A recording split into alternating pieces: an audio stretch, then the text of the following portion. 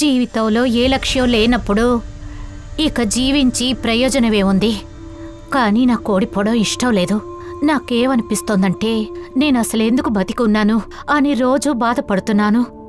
అసలు ఈ పాటికి నేను చనిపోయి ఉండాలి, కానీ నేను చావలేకపోతున్నాను.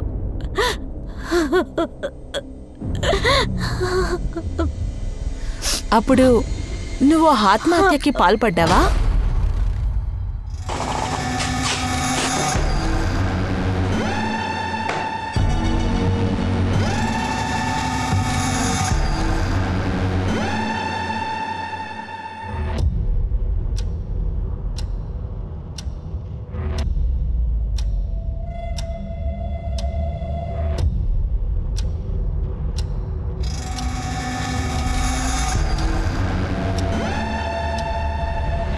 తనుజ్ సార్, నేను వచ్చేస్తున్నాను. ఇదిగోండి, బయటే ఉన్నాను.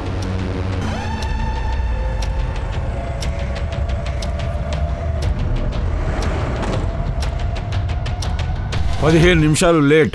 అది నీకు తెలుసా? సార్ చెప్పండి, ఎన్ని లోడ్ చేయాలి? నేను గణేష్కి చెప్పానే, వాడు నీకు లిస్ట్ ఇవ్వలేదా? సార్, కానీ నేను టాలీ చేయాలి కదా. అయితే టాలీ చెయ్యి. 3 వేరే వేరే ఏరియాలో 22 ఏటీఎంలో 18 కోట్లు పెట్టాలి. ఏ ఏటీఎంలో ఎంత క్యాష్ వేయాలని ఇందులో మెన్షన్ చేశాను, చెక్ చేసుకో.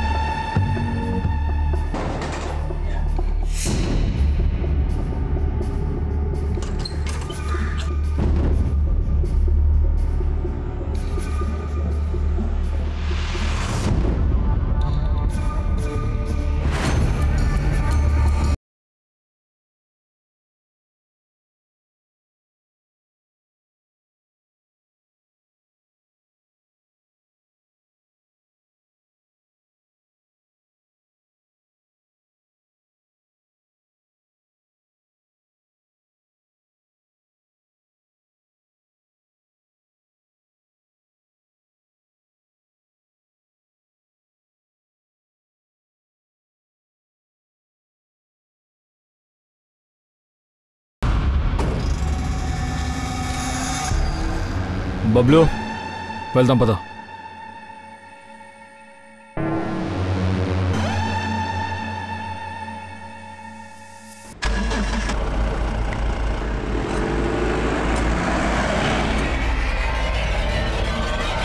ఆనంద్ బాబు, ఆనంద్ బాబు, ఆనంద్ బాబు. బాబా ఆశీర్వాదంతో పంచాయతీ ఎలక్షన్స్ తో మీరే గెలుస్తారు ఈసారి కూడా. ఎప్పటిలాగా శుభకరమైన ప్రారంభం మీతో జరిగింది. ఆనంద్ బాబు, ఆనంద్ బాబు, ఆనంద్ బాబు, ఆనంద్ బాబు, ఆనంద్ బాబు,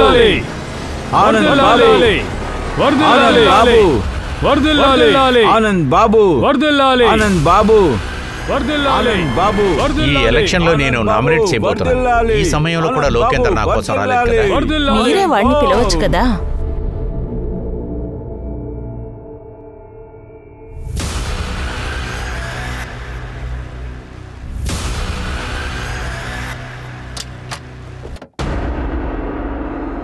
ఆనంద్ బాబు, వర్ధిల్లాలి, బాబు, వర్ధిల్లాలి, వర్ధిల్లాలి, బాబు, వర్ధిల్లాలి. అందరికీ నమస్కారం. నేను Anup Soni, crime patrol. Black headlines episode ఏంటో ఇవాళ మనం చూడబోతున్నాం. దానికి మీ అందరికీ స్వాగతం. మన అందరి జీవితాల్లో ఎన్నో సమస్యలు వస్తూ ఉంటాయి. దానికి మనకి ఎలాంటి ఒక సొల్యూషన్ కూడా మన జీవితానికి దొరకట్లేదు. ఒకవైపు కావ్య తన జీవితంలో ఓడిపోయానని అనుకుంటోంది.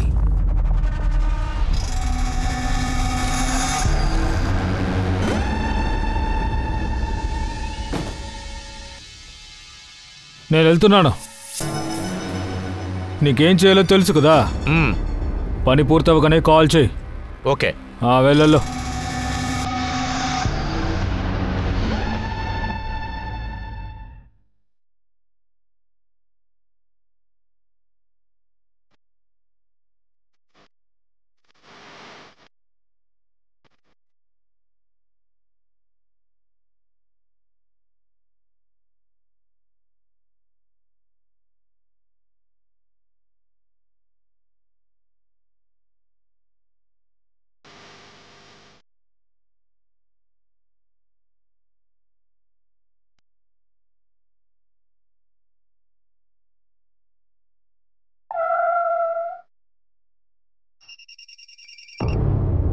హలో సార్ బబ్లు ఇంకా సంజీవ్ గురించి ఏం తెలియలేదు. వాళ్ళ ఫోన్ స్విచ్ ఆఫ్ అని వస్తుంది. సరే, వాళ్ళు ఇప్పుడు ఎక్కడ తగలడ్డారు? నేను నీతో చెప్పాను కదా వ్యాన్ నుంచి కిందకి దిగొద్దని. సార్ నేను మీకు చెప్పాను కదా. ఇప్పుడు పోలీసులకి నువ్వేం చెప్పాలో ఆలోచించుకో. వ్యాన్ జీపీఎస్ సిస్టమ్ కూడా ఆఫ్ అయింది. 11 గంటలకి లాస్ట్ లొకేషన్ గంగన్పూర్ చూపిస్తుంది. ఆ తర్వాత వ్యాన్ ఎక్కడుందో తెలియట్లేదు.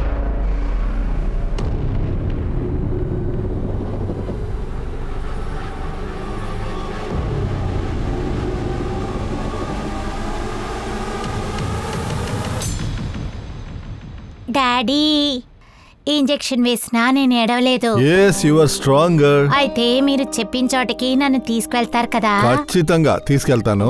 అంతకు ముందు నువ్వు ఫిట్ అవ్వాలి, ఆ తర్వాత నిన్ను తీసుకెళ్తాను. సరే, ఒక నిమిషం ఉండు.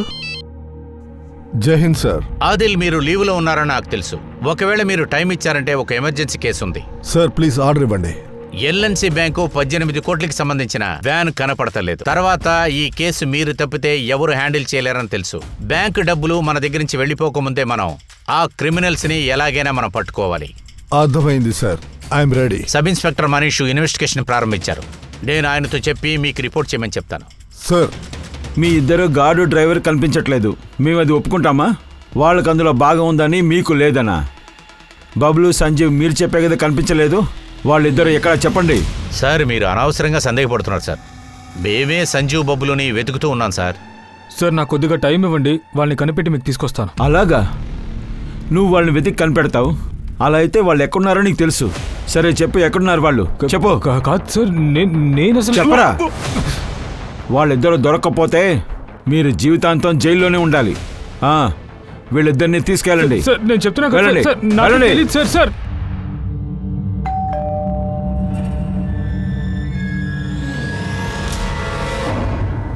కావ్య, నువ్వెక్కడికి వెళ్ళావు? అన్నా, అది ఇంకెక్కడికి వెళ్ళుంటుంది? ఆ అబ్బాయిని చూడ్డానికే వెళ్ళి ఉంటుంది. దినం నుంచి నాన్నకి ఒంట్లో బాలేకుండా ఉంది. దాని గురించి దీనికి ఎటువంటి ఆలోచన లేదు. ఊరు తిరగడమే పని అయిపోయింది. నాన్నని నేను చూసుకుంటాను, మీరు దిగులు పడకండి. ముందు నిన్ను నువ్వు పట్టించుకో చాలు. నాన్న ఇదిగోండి మందులు. కోడలు పిల్ల తను. నానా, నువ్వు జోక్యం చేసుకోకు. తనకి దయచేసి సపోర్ట్ చేయకు. తన వల్ల మన పరువు పోయేలా ఉంది. అది కాదురా, తను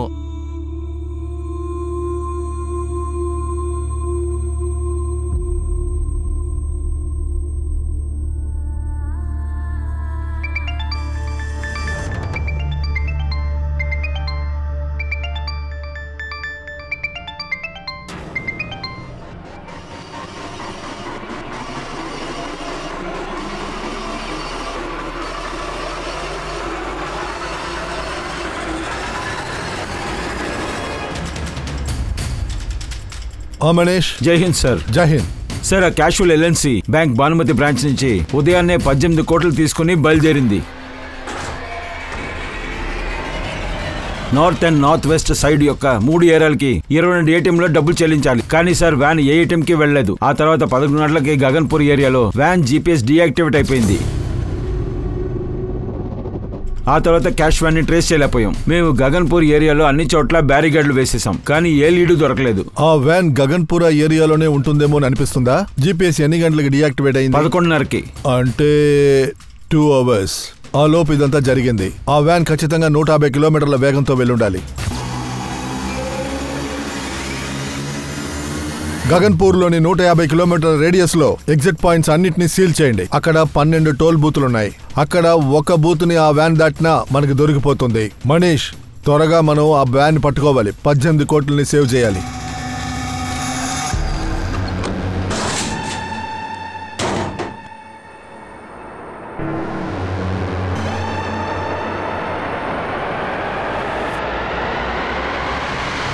ఇంత పెద్ద దోపిడీని డ్రైవరు గార్డు చేస్తుంటారంటే నమ్మలేకపోతున్నా.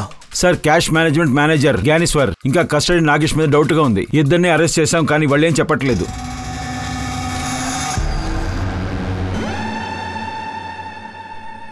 బ్యాంక్ మేనేజర్ అనుజ్ నేను చూడాలి. గార్డు డ్రైవర్ ఎక్కడ కనిపించకుండా పోయారో అక్కడికి ఫ్యామిలీ వెళ్తారు. వాళ్ళని కాంటాక్ట్ సార్, ఆల్రెడీ ఒక టీం వెళ్ళింది సార్. గార్డ్ సంజీవ్ ఇంటికి వాళ్ళ ఏజెన్సీ శాంచి చౌక్ అడ్రస్ ఇచ్చారు.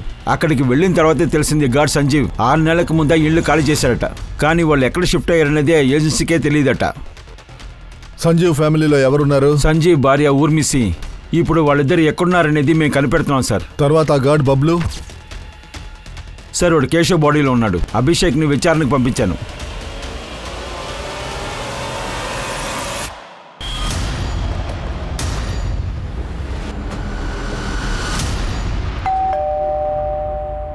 బబ్లు ఎక్కడున్నాడు? ఎందుకు మాట్లాడడం లేదు? బబ్లు ఎక్కడా? వెళ్ళి చెక్ చేయండి. లోపలికి వెళ్ళండి. వెళ్ళండి. బబ్లు ఏడి? అరే నువ్వెందుకు మాట్లాడడం లేదు? సార్ సార్ సార్ సార్ మా అమ్మాయి సరిగ్గా మాట్లాడలేదు. మీరెవరు? మీరు బబ్లుకి ఏమవుతావు చెప్పండి. ఆ బబ్లు నా కొడుకే సార్. మీరు బబ్లుని సందేహపడుతున్నా నాకు బాగా తెలుసు. ఆ ఏజెన్సీ వాళ్ళు కూడా బెదిరించలేరు సార్. బబ్లు అటువంటి తప్పు చేయడు సార్. మరి తను ఏం చేయకపోతే ఎందుకు నేను దాకునుండాలి? సార్ మేమే చాలా బాధపడుతూ ఉన్నాం సార్. వాడికి ఫోన్ చేస్తే అసలు ఫోన్ వెళ్ళట్లేదు సార్. వాడిని ఇరికిచ్చాలనే చూస్తున్నారు సార్. ఎవరు ఇరికిచ్చాలని చూస్తున్నారు? నేను అన్ని రకాలుగా పడిపోయాను. మనసు మెదడు ఏదీ పనిచేయడం లేదు. డాక్టర్, నా మనసులో ఈ ఆలోచనలు పోగొట్టేలా నాకేదైనా మందిస్తారా ప్లీజ్? నాకు మందులేమొద్దు, కౌన్సిలింగ్ మాత్రం చాలు. ఇది మన సెకండ్ సెషన్. నువ్వు అప్పుడప్పుడు వస్తున్నావు. లేదు, నేను అలా రాలేను. ఇక్కడికి ట్రీట్మెంట్కి వస్తున్నానని మా ఇంట్లో వాళ్ళకి కూడా నేను చెప్పలేదు. కావ్య, మనసు బాధగా ఉండేటప్పుడు బయటకు రావాలంటే మొదటి స్టెప్ ఈ మనసు మెదడు ఉంది చూడు, వాటికి ప్రెషర్ ఇవ్వకూడదు. అన్ని నిజాలు బయటికి తీసుకురా. ఆ నిజం ఎంత చేదుగున్నా సరే. నీకేమైనా క్రైమ్ జరిగిందా, లేక నువ్వేదైనా క్రైమ్ చేసావా? ఏదైనా సరే నిజం నాతో చెప్పు చాలు. ఇది మనతోనే సీక్రెట్గా ఉంటుంది.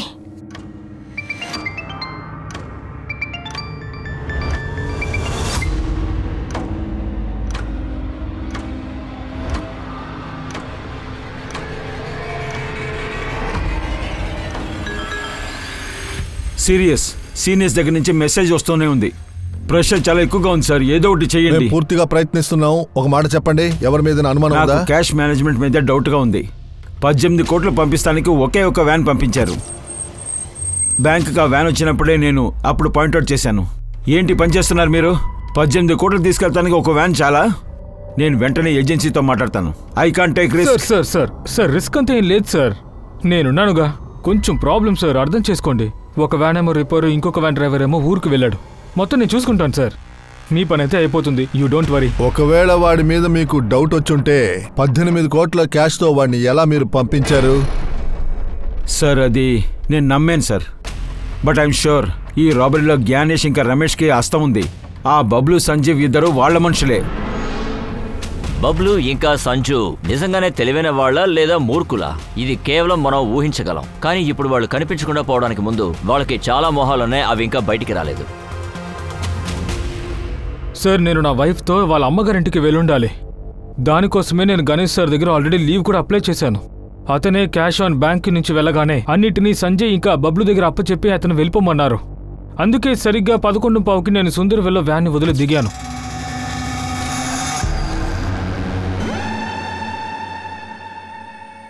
సరే మరి నేను వెళ్తాను. Okay sir. సార్ ఆ తర్వాత ఏం జరిగిందో నాకు అసలేమీ తెలియదు సార్. సార్ అది వ్యాపారం చాలా వీక్గా ఉంది సార్. 3 వ్యాన్లకి అయ్యే ఖర్చుని సేవ్ చేయడానికి ఒక వ్యాన్ వాడుతున్నాం సార్. అందుకే ఒక వ్యాన్ పంపించాను సార్. మొత్తం అమౌంట్ని ఒకేసారి కొట్టేయడానికి ఒక వ్యాన్ పంపారు. రాజేష్ని వ్యాన్ నుంచి దింపేశారంటే బబ్లు సంజీవ్తో ఇంతకు ముందే మీరు ప్లాన్ వేసేశారు. లేదు లేదు లేదు సార్, అటువంటి ప్లాన్ అయితే చేయలేదు సార్. కానీ రాజేషే మళ్ళీ కావాలి లీవ్ అంటున్నాడు సార్. సార్ నాకిప్పుడు అర్థమవుతుంది. లీవ్ అనే పేరు మీద తనను తానే కాపాడుకుంటున్నాడు సార్. మీరే చాలా హుషారుగా ఉన్నారు. రాజేష్ మీద అనుమానం వచ్చుంటే ఎందుకు ముందే ఇన్ఫార్మ్ చేయలేదు? సార్ రాజేష్ మీద సందేహం ఉన్నది, రాజు బబ్బుల మీద సందేహం లేదు సార్. ఎందుకంటే 6 నెలల క్రితం కూడా క్యాష్ వ్యాన్ ని దొంగతనం చేయడానికి ప్రయత్నించారు. అప్పుడు వాళ్ళ ప్రాణాలు పణంగా పెట్టి ఆ క్యాష్ వ్యాన్ ని సేవ్ చేశారు సార్ వాళ్ళిద్దరూ. అది కూడా మంచి విధంగానే. 6 నెలల ముందు వ్యాన్ ని కిడ్నాప్ చేయడానికి ఎవరు ట్రై చేశారు? సార్ ఇంతవరకు అది ఎవరో తెలుసుకోలేకపోయాం. కానీ దీని గురించి పట్టేనగల్ పోలీస్ స్టేషన్లో కంప్లైంట్ ఇచ్చాం సార్. సంజీవ్ అడ్రస్ చేంజ్ అయినప్పుడు ఎందుకు అడ్రస్ అప్డేట్ చేయలేదు?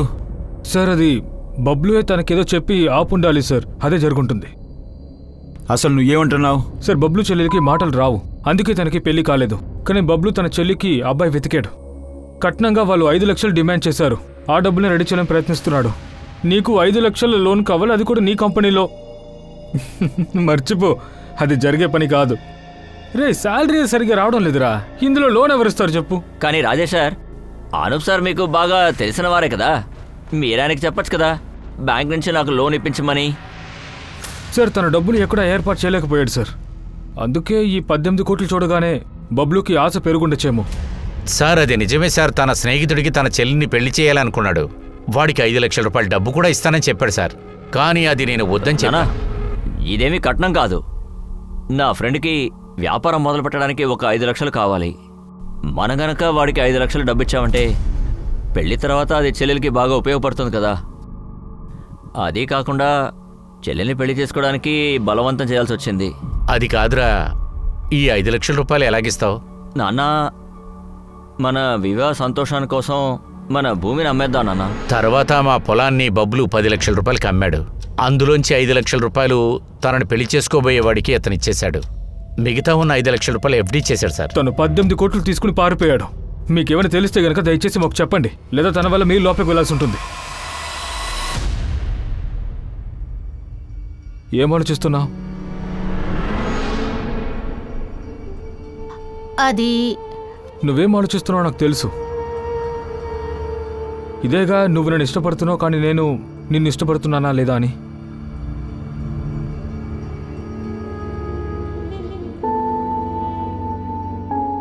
నా మనసు పూర్తిగా నేను ఇష్టపడుతున్నాను.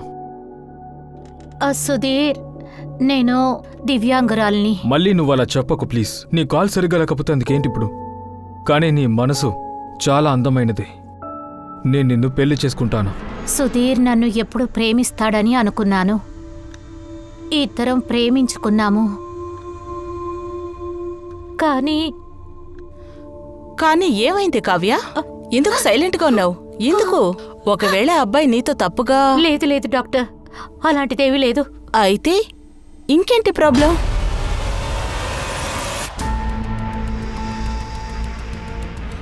నాలుగు గంటలైపోయాయి.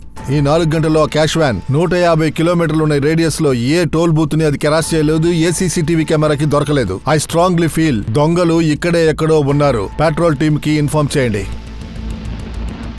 అదిగో అక్కడే సంజీవ్ కొలీగ్ మూలంగా ఊర్మి నంబర్ దొరికింది. ఇప్పుడు ఊర్మి నంబర్ మదన్పూర్ ఏరియాలో యాక్టివ్గా ఉంది.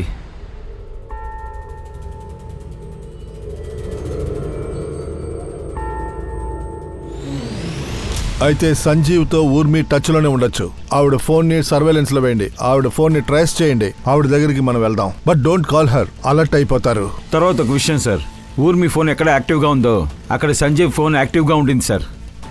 అయితే ఇద్దరు అదే ఏరియాలో ఉన్నారు. కనిపెట్టండి ఎగ్జాక్ట్లీ ఏ ఏరియాలో ఉన్నారు.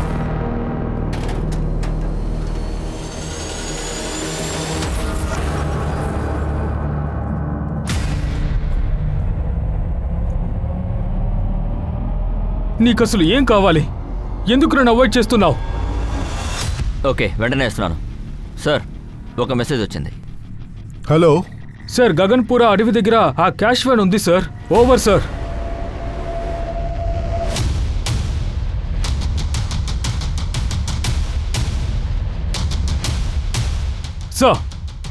సార్ ఇలా చూడండి, 18 కోట్లు మొత్తం దొంగిలించారు. బాక్సులన్నీ ఖాళీగానే ఉన్నాయి. ఒక్క రూపాయిని కూడా వాళ్ళు వదిలిపెట్టలేదు సార్. ఇంకా ఇక్కడేమో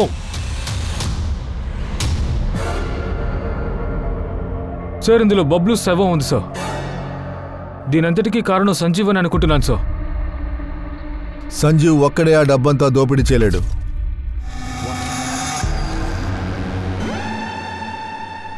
తర్వాత బబ్లు శవాన్ని పెట్టెలో వేసి క్యాష్ వ్యాన్ని ఇక్కడే డంప్ చేసి వెళ్ళిపోయారు. ఏ బండితో అయితే డబ్బు తీసుకుని పారిపోయారో ఆ బండి ఈ క్యాష్ వ్యాన్ ని ముందే ఫాలో అవుతూ వచ్చింది. ఏ దారిలో అయితే క్యాష్ వ్యాన్ వచ్చిందో అక్కడి నుంచి సీసీటీవీ అన్ని ఫాలో అవ్వండి. తర్వాత కనుక్కోండి పర్టికులర్ గా ఒకే బండి క్యాష్ వ్యాన్ ని ఫాలో అయిందేమో చూడండి. ఆ క్యాష్ వ్యాన్ నుంచి దొంగలించబడిన 18 కోట్ల రూపాయలు పోలీసుల దృష్టి నుంచి చాలా దూరం వెళ్ళిపోయినట్టు తెలిసింది. కానీ త్వరలోనే పోలీసులు ఇంకా క్యాష్ వ్యాన్ గార్డ్ సంజీవ్ భార్య ఊర్మిని కనిపెట్టేశారు.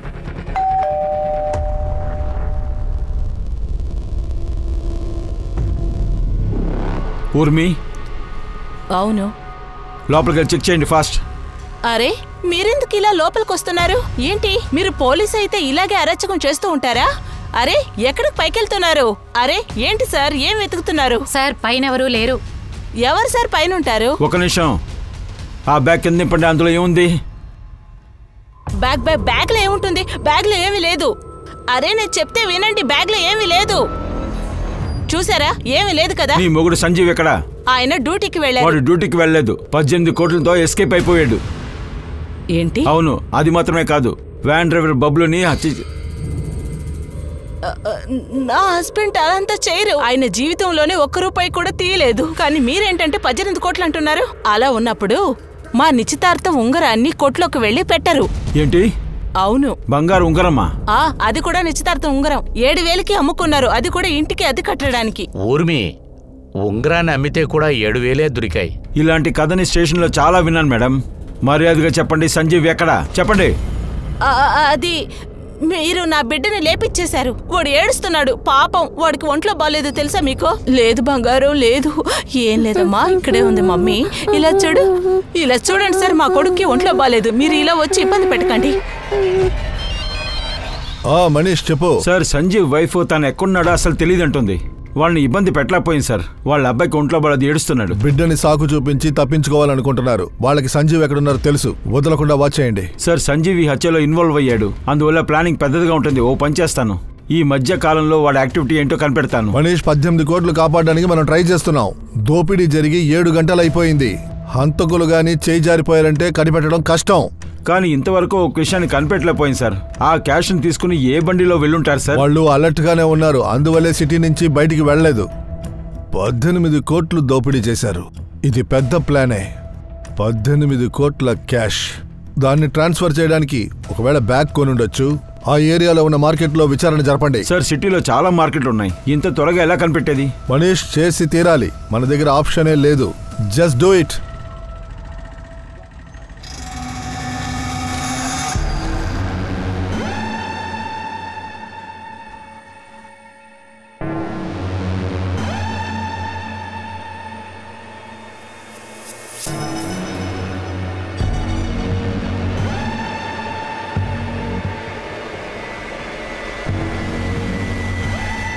నాకు నీ గురించి తెలుసురా.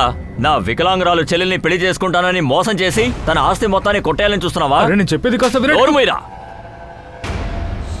నీకు మర్యాదగా చెప్తున్నాను, నా చెల్లెలకి దూరంగా ఉండు, లేదంటే నేను చంపేస్తాను. పోరా, అందరూ లోపలికి రండి. నానా, సుధీర్ చాలా మంచోడు. నేను చెప్పేది చాలా ఆపో. నానా, తను చెప్పేది ఏది కూడా నమ్మకు నాన్న. వాణ్ణి గనక పెళ్లి చేసుకుందంటే సర్వనాశనం అయిపోతుంది. సుధీర్ని మా అన్నయ్య వదిన మోసగాడని అనుకున్నారు. కానీ మా నాన్న నన్ను నమ్మారు. ఆయనకి సుధీర్ నచ్చాడు. కానీ మీ నాన్న నీకు సపోర్ట్గా ఉన్నారు కదా, వేరే ప్రాబ్లం ఏంటి? నువ్వు సుధీర్ నుంచి విడిపోవడానికి కారణం మీ అన్నయ్య లేదా ఇంకేదైనా? 18 కోట్లు దొంగలించబడి 12 గంటలవుతుంది. చీకటి పడిన తర్వాత పోలీసులకి ఆ క్రిమినల్కి దగ్గరికి వెళ్ళడానికి ఎలాంటి దారి కనిపించలేదు. సార్, 8 గంటల లోపల మన మనుషుల దగ్గర విచారించమని మెసేజ్ పాస్అవుట్ చేశాం. కానీ కాసేపట్లో మార్కెట్ మూసేశారు. మార్కెట్లో ఎంక్వైరీ చేయలేకపోయింది సార్. సంజీవ్ వైఫ్ ఊర్మి దగ్గర నుంచి ఏ హింటూ దొరకలేదు. చాలా కోపం వస్తుంది. దొంగలు ఎట్టి పరిస్థితుల్లో తప్పించుకోకూడదు.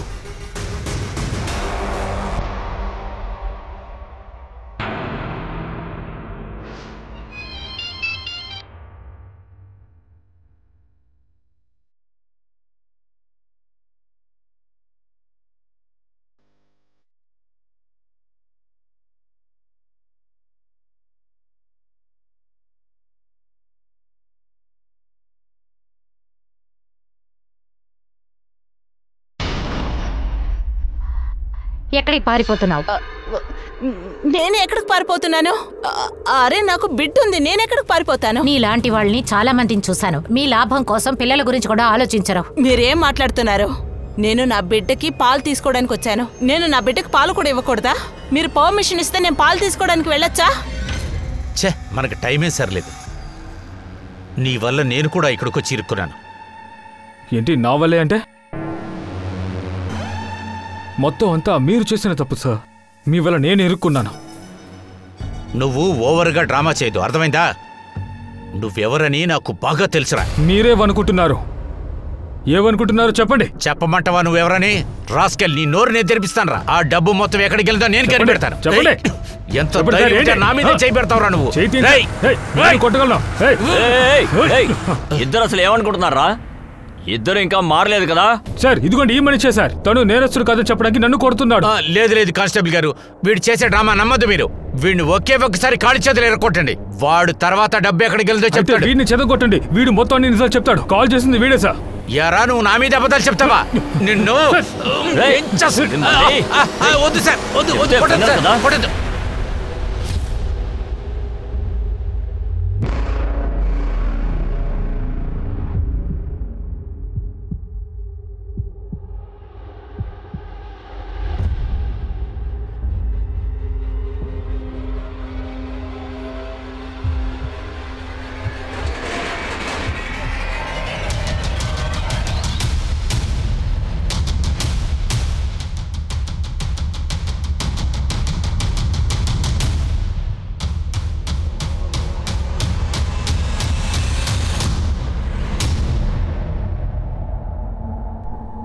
సంజీవ్ బాడీయా? ఇంకో బాడీ ఎవరిది? సార్, బండి రిజిస్ట్రేషన్ నంబర్ తీసి హెడ్ క్వార్టర్స్ కి పంపిస్తాను. చుట్టుపక్కల కనుక్కోండి, ఏదైనా చూసారేమో. సార్.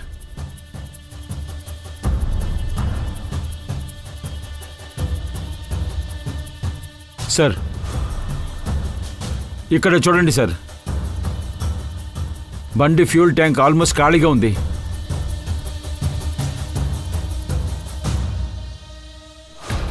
అయితే ఈ బండిలోనే తిరుగుతూ ఉన్నారు. ఫ్యూయల్ ఖాళీ అయింది.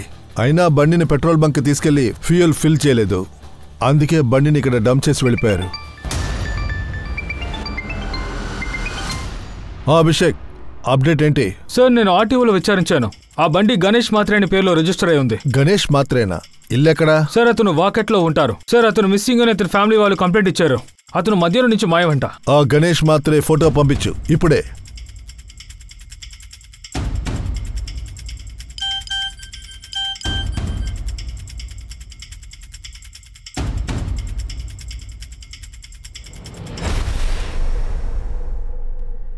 వీడు గణేష్ మాత్రే. సార్, ఒక విషయం క్లియర్గా ఉంది సార్. గణేష్ బండిని దొంగలిస్తానికి ఈ హత్య చేశారు సార్. కానీ సార్, సంజీవ్ని బబ్లుతో పెట్టి చంపుండాలి కదా. కానీ బబ్లు బాడీని క్యాషువాలిటీలో వదిలేసి సంజీవ్ బాడీని, గణేష్ బాడీని ఇక్కడికి తీసుకొచ్చారు. ఇదంతా వీళ్ళు ఎందుకు ఇలా చేయాల్సి వచ్చింది? బబ్లు బాడీ తర్వాత సంజు ఇంకా ఇంకొకరు బాడీ కూడా దొరికింది. 18 కోట్లు దొంగలించడమే కాకుండా 3 బాడీస్ దొరికాయి. ఇక దీని లెక్క ఇంకా పెరుగుతూనే ఉంది. దొంగలించబడిన 24 గంటల తర్వాత పోలీసులు ఒక లెక్కతోనే పనిచేస్తున్నారు. కానీ వాళ్ళ ఒక్క లెక్క వర్కౌట్ అయింది. నమస్తే సార్. సార్, నేను బ్యాగు అలాగే ఎక్స్పెన్సివ్ వస్తువుల గురించి ఇక్కడ ఎంక్వైరీ చేశాను సార్. కానీ ఈ షాప్ అతను ఒక విచిత్రమైన కస్టమర్ గురించి నాకు చెప్తున్నారు. సార్, ఇక్కడికి సాయంత్రం ఒక కుర్రాడు వచ్చాడు.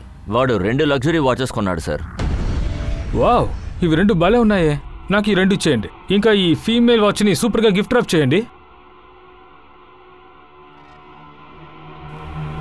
వాడు చూడ్డానికి మామూలు కుర్రాడులా ఉన్నా వాడి చేతిలో అంత డబ్బు చూసి నేను చాలా ఆశ్చర్యపోయాను. ఒకవేళ అది దొంగ నోట్ అయి ఉంటుందేమో అని భయపడి వాడిని నేను కార్డ్ పేమెంట్ చేయమని చెప్పాను. వెంటనే వాడి కోపం వచ్చింది. నువ్వు ఎవరితో మాట్లాడుతున్నావో తెలుసా? సబ్ ఇన్స్పెక్టర్ ఆర్య గారి చిన్న తమ్ముడిని నేను.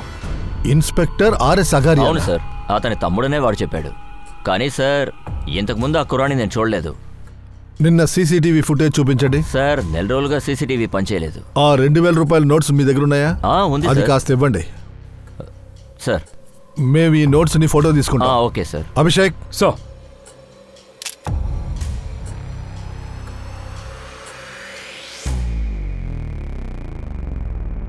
హలో సార్, ఈ నంబర్ ఆ సీరియస్ నెంబర్తో మ్యాచ్ అవుతుంది sir. Sir, bank manager Anuj గారు ఏమన్నారంటే ఈ నోట్ సిరీస్తో ఆ 18 కోట్ల నోట్ సిరీస్ మ్యాచ్ అవుతున్నాయి. అయితే వాడికి ఈ హత్యలో హ్యాండ్ ఉంది. తర్వాత దోపిడీ చేసిన డబ్బు తీసుకున్నాడు. షాప్ పక్కనే ఉన్న సీసీటీవీని మీరు చెక్ చేయండి. ఏదో ఒక కెమెరాలో ఖచ్చితంగా క్యాప్చర్ అయి ఉంటుంది. సో మేము వదలకుండా ఫాలో అవుతున్నాం సార్. ఎస్ సార్, ఖచ్చితంగా సార్. నేను అన్ని మీకు అప్డేట్ చేస్తాను sir. Okay sir. Sir, Arya Sagar పేరున్న సబ్ ఇన్స్పెక్టర్ గోవింద్ నగర్ స్టేషన్లో ఉన్నారు. ఆ తర్వాత విచారించిన తర్వాత కనిపించట్లేదన్నారు. వాట్? దోపిడీ చేసిన డబ్బుతో వాచ్ కొనడానికి వచ్చిన వాడు సబ్ ఇన్స్పెక్టర్ అగారియా తమ్ముడని చెప్పాడు. తర్వాత అగారియా కూడా 10 రోజుల నుంచి కనిపించట్లేదు. ఒకవేళ సబ్ ఇన్స్పెక్టర్ అగారియా కూడా ఇందులో ఉన్నాడా ఏంటి? పాసిబుల్ ఉంది సార్. తర్వాత సబ్ ఇన్స్పెక్టర్ అగారియాకి ఒక జూనియర్ ఉన్నాడు. అగారియా కనిపించకపోవడానికి వేరే కారణం చెప్తున్నాడు. అతన్ని రమ్మన్నాను, వస్తూ ఉంటాడు సార్. సార్ అగారియా సార్కి తమ్ముడెవరు లేరు. సొంతవాడు కాకపోతే చిన్నాన్న కొడుగా ఉండొచ్చు కదయా. వాడికి అతనికి ఏదైనా సంబంధం ఉండొచ్చు కదా. అహారియా తమ్ముడని ఒకడు ఎలా చెప్పగలడు? 19 రోజులుగా అహారియా ఎక్కడికి పోయాడు అసలు? సార్ ఆయన కనిపించకుండా పోలేదు. ఆయన ఎవరో కిడ్నాప్ చేశారని నాకు అనుమానంగా ఉంది. ఎవరి మీద డౌటు? భయపడకు, చెప్పు, నేనున్నాను. సార్ మన ఏరియా కార్పొరేటర్ అనంత్ కుమార్ గారి మీద. వాళ్ళ అబ్బాయి హత్య కేసునే ఎంక్వైరీ చేస్తూ ఉన్నారు అగారియా సార్. ఆనంద్ గారు మీ అబ్బాయి 2nd ఫ్లోర్ నుంచి పడి ఆత్మహత్య చేసుకున్నాడని చెప్పారు. కానీ ఈ పోస్ట్మార్టం రిపోర్ట్ ప్రకారం చూస్తే మీ అబ్బాయిని ఎవరో గొంతు పిసికి చంపేశారని. వాణ్ణెవరు హత్య చేస్తారు? మేబీ మీరు. ఎందుకంటే పోస్ట్మార్టం రిపోర్ట్ ప్రకారం చూస్తే మీ అబ్బాయి గే అని తెలిసింది. ఏంటి వాగుతున్నారు? ఇలా చూడండి ఆనంద్ సార్, మీ అబ్బాయికి పెళ్లి చేయాలనుకున్నారని చెప్పింది మీరే కదా. కానీ వాడికి ఆ పెళ్లి ఇష్టం లేదు. తర్వాత మీ అబ్బాయి గే అనే విషయం మీకు తెలిసిన వెంటనే మీరు అతని 2వ అంతస్తు తోసేసి చంపేశారు. నువ్వు ఎవరితో మాట్లాడుతున్నావో తెలుసా? 2 నిమిషాల్లో నీ 2 నిమిషాల యూనిఫామ్ తీసి పడేయాల్సి వస్తుంది. ఆ మరుసటి రోజు నుంచి ఆయన కనిపించలేదు సార్. సార్ నాకు ఇందులో అనుమానంగా ఉంది. ఈ అనంత్ కుమారే ఎక్కడో దాచిపెట్టుండాలి. సరే, నేను చూసుకుంటాను. Thank you sir. ఒకవేళ అగారియా చెప్పిన కానిస్టేబుల్ అతన్ని కాపాడడానికి ప్రయత్నిస్తున్నాడేమో. ఉండొచ్చు. ఒకవేళ రాబరీ లింక్ ఆనంద్ కుమార్తో కనెక్ట్ అయి ఉండొచ్చు.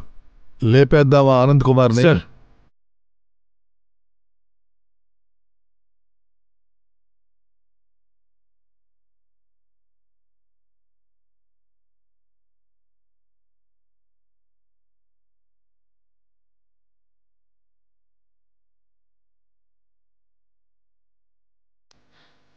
Hello, police station. కావ్య, నువ్వు దేనికి భయపడనక్కర్లేదు సరేనా? నువ్వు నన్ను నమ్ము. నేను ఏ కండిషన్లోనైనా నీతో ఉంటాను.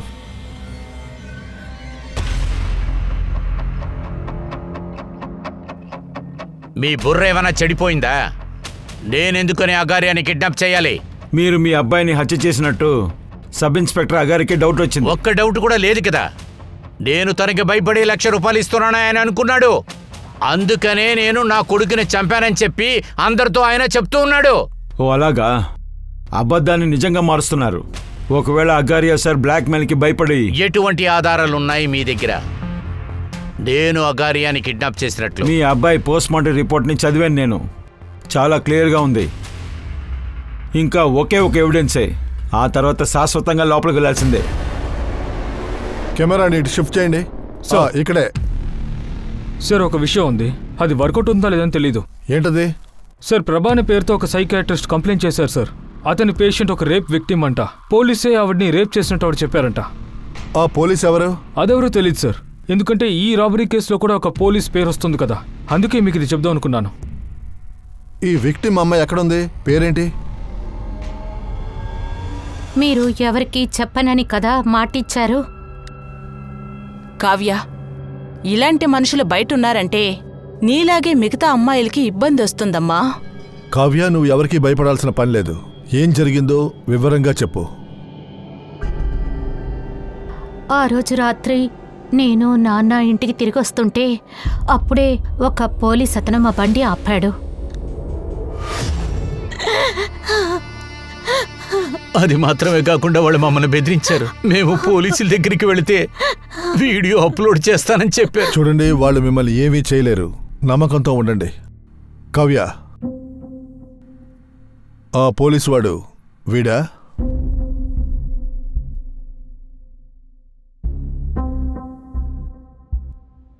లేదు సార్, ఇతను కాదు.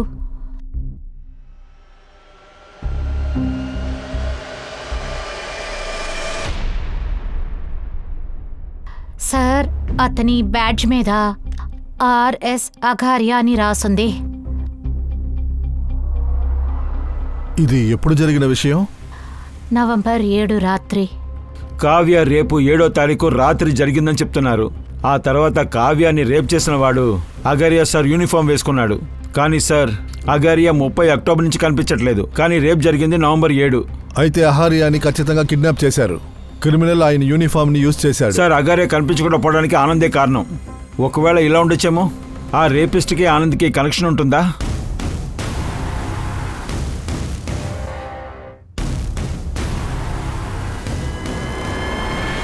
దీనికి 18 కోట్లకి కనెక్షన్ ఏంటి?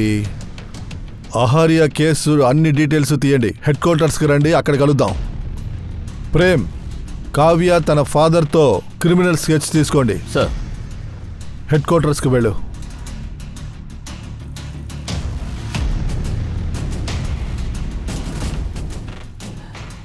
కావ్య ఒక రేప్ విక్టిమ్. తన్ని రేప్ చేసిన వాడు నిజంగానే పోలీసోడా, లేదా ఒక క్రిమినల్ ప్లాన్ చేసి పోలీస్ వాడి యూనిఫామ్ యూజ్ చేసి ఇలాంటి ఒక కార్యక్రమంలో వాళ్ళు పాల్పడ్డారా అనే విషయం ఇప్పుడు మనం చూద్దాం. సార్ కావ్య ఇంకా వాళ్ళ నాన్న ఈ 4 స్కెచ్ వేశారు సార్. కానీ ఇందులో ఏ స్కెచ్ సబ్ ఇన్స్పెక్టర్ అగారియాతో మ్యాచ్ అవట్లేదు సార్. ఎవడైతే అహారియా తమ్ముడిని చెప్పాడో వాడు వాచ్ కొన్నాడు, షాప్ ఓనర్ని బెదిరించాడు. వాడు వీళ్లలో ఒకడై ఉంటాడు. ఈ 4లో మీ దగ్గర వాచ్ కొన్నది ఎవరు? జాగ్రత్తగా చూసి చెప్పండి. ఇవి 2 సూపర్గా ఉన్నాయి. ఈ 2 చేయండి. ఈ కురాడే సార్, ఈ కురాడే ఆ వాచ్ కొన్నాడు. ఈ వాచ్ బాగుంది, నా టైం కూడా బాగుంది. కానీ 18 కోట్లు విలువ చేసే పరుపు మీద పడుకొని నిద్రే పట్టడం లేదు.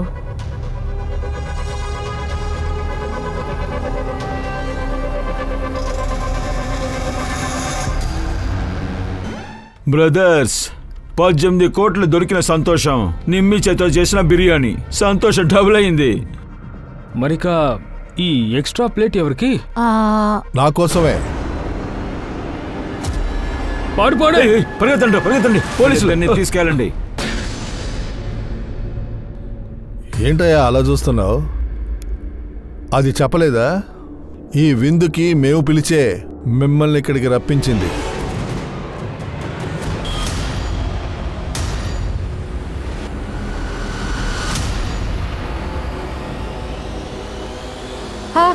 వద్దు, నన్ను కొట్టదు, నిజం చెప్పేస్తాను. ముఖేష్, నువ్వు 5 సంవత్సరాల క్రితం ఏ బ్యాంక్లో ఎంప్లాయీగా ఉన్నావో అక్కడ దోపిడీ చేశావు. అక్కడ నీ కడుపు నిండలేదా? ఇప్పుడు నీ కడుపు నేను నింపుతా. తర్వాత నీకు జైల్లో దొరికాడు మిస్టర్ జస్టిన్. ఇతన్ని జైలుకి పంపించింది ఇన్స్పెక్టర్ అహారియా. సార్ నేను వచ్చి అగారియాన్ని పగ తెచ్చుకోవాలనుకున్నాను సార్. మేము జైలు నుంచి బయటకు వచ్చిన వెంటనే మా పరిచయం ఆవాద్ ఇంకా సుబోధ్తో పరిచయం అయింది. సుబోధ్, నువ్వు ఆనంద్ కుమార్ కూలీవాడివి కదా? సార్ నేను అగారే జూనియర్ దగ్గర అన్ని స్కెచెస్ని చూపించాను. అందులో అతను ఒక వ్యక్తిని ఐడెంటిఫై చేశారు సార్. అది ఇతనే. ఇతని పేరు సుబోధ్. అనంత్ పార్టీని చూసుకునేది ఇతనేనంట. సుబోధ్ కాల్ రికార్డ్స్ నుంచి నిమ్మి ఫోన్ నంబర్ దొరికింది సార్. నిమ్మి, నిర్మల్, సుబోధ్ తర్వాత మిగతా క్రిమినల్స్ లీడ్ దొరికితే తనే ఊర్మి. నీ గ్యాంగ్లో అనంత్ కుమార్ రోల్ ఏంటి? అతనికి ఏ రోలు లేదు సార్. అతనుకున్న గే కొడుకు నా లవర్ సార్. నేను తన ఇచ్చిన డబ్బుతో బాగా ఎంజాయ్ చేశాను సార్. వాడు నా మీద పిచ్చోళ్ళ తిరిగాడు సార్. ఆ రోజు ఎవరికి తెలియకుండా నేను వాడిని చూడడానికి వెళ్ళినప్పుడు అప్పుడు వాడు నాకు ఏమన్నాడంటే ఐ లవ్ యూ అన్నాడు. మంచిది నువ్వు వచ్చావు. నేను నిన్ను పెళ్లి చేసుకోబోతున్నాను. నేను నాన్నతో కూడా చెప్తాను. ఒకవేళ నాన్న ఒప్పుకోకపోతే మనం పారిపోయి పెళ్లి చేసుకుందాం సరేనా? సార్ నాకు ఆ న్యూస్ వెనుకనే చాలా షాక్ అయిపోయాను. ఇంకా సార్ నేను తనని మెడపేసికి చంపేశాను. ఇంకా తనని కిటికీ నుంచి బయటికి విసిరేశాను. ఈ విషయం అగర్య సార్కి తెలిసిపోయింది. లుకేందర్ని ఎవరో హత్య చేశారని. తర్వాత సార్ అతని దగ్గర మేము చిక్కకూడదు అని మేము అందరం కలిసి అతన్ని కూడా చంపేశాము సార్. తర్వాత అగర్య గారి బాడీని అడవిలోనే పాతి పెట్టేశాం. మేము ఆయన యూనిఫామ్ని మాత్రం తీసుకున్నాం సార్. మేము ఆయన యూనిఫామ్ని తీసుకుని ఒక ప్లాన్ వేశాం, చాలా పనులు చేద్దామని. అవాళ సాయంత్రం ఆ అమ్మాయిని చూడగానే మాకు అదోలా అయింది. ఇంకా చిన్న చిన్న దొంగతనాలు చేయొద్దని పెద్ద దొంగతనం చేద్దాం అనుకుని పోలీస్ యూనిఫామ్ని ఉపయోగించుకున్నాం. తర్వాత బబ్లుకు కూడా ఆశ చూపించాం. బబ్లునా? లేదు లేదు, నేను ఈ పని చేయలేను.